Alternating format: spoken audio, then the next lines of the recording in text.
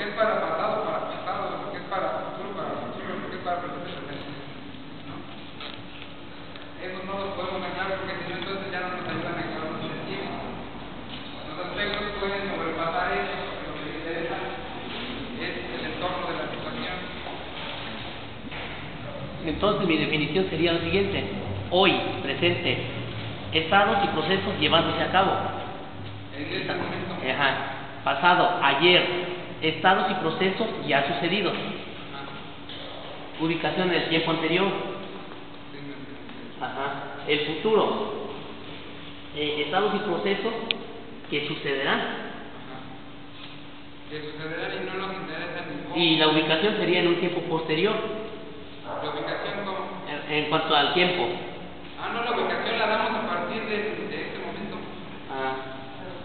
Nuestra base para ubicarnos en el tiempo es el momento del habla.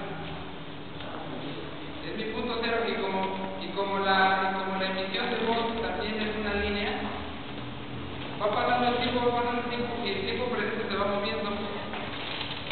¿Sí?